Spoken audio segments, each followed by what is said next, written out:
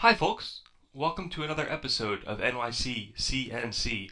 Today I wanted to show you a little bit behind the CAD design and the physical design of the Judd treat machine. I use the software Alibre Design. This is the personal version and it costs $99. I can't tell you how awesome this software is for a parametric CAD software.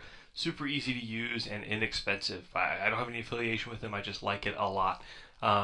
So what you're looking at is the sort of finished CAD model, and this is an assembly. What an assembly means is it's a compilation of numerous individual parts. So for instance, this is the USB webcam holder. So if I open this in a separate window,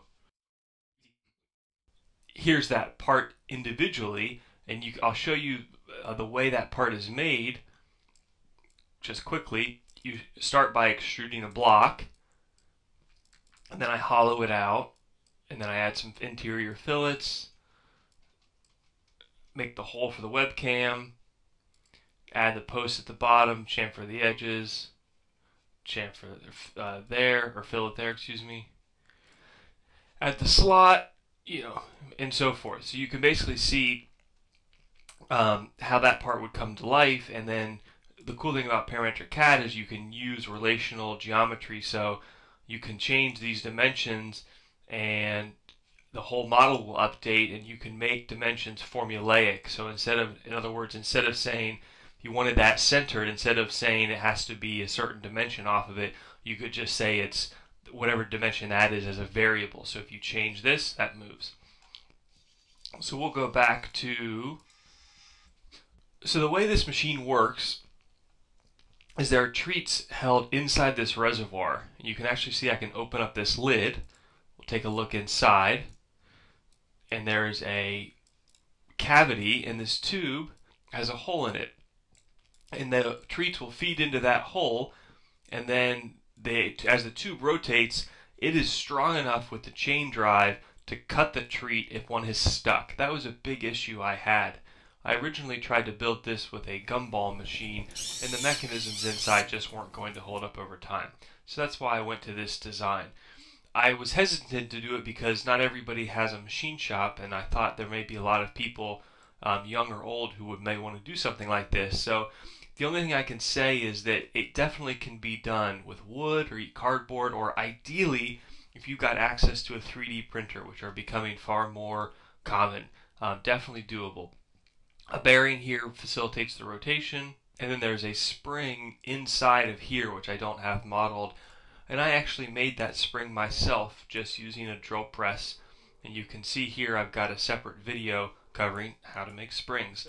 So in many ways this project was a compilation of things that I've learned how to do over the past few years, whether it was the Arduino prototyping or the Raspberry Pi electronics, or working with DC gear motors, or powder coating the enclosure, and servo motors. That's really what this was a sort of culmination of that, which is super fun.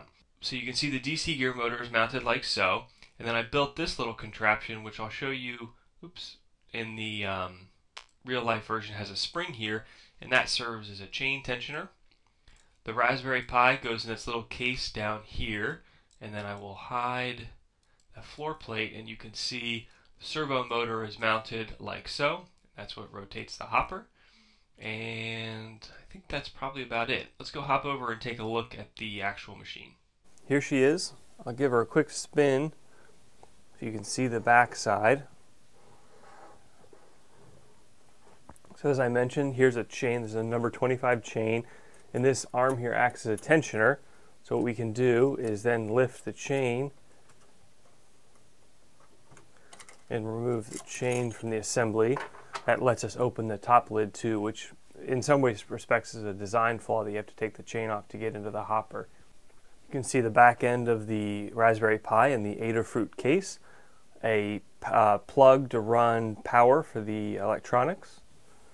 And let's see, that's about it for the back side. Okay, let's open her up. First off though, I recessed some slots in the aluminum to try to keep my wires nice and neat, and use a zip tie here. And as I mentioned, the Raspberry Pi is down here, but the electronics are actually on the inside of the lid. Now, This was not what I intended. I had intended to do a magazine printed, clothing ironed, custom PCB that I've done before, and it's not that hard. However, this project was getting to be the project fatigue point, and I just needed to get it done, and I had done this on a breadboard, and I was continuing to experiment, and so I thought, you know what, let's just get it done.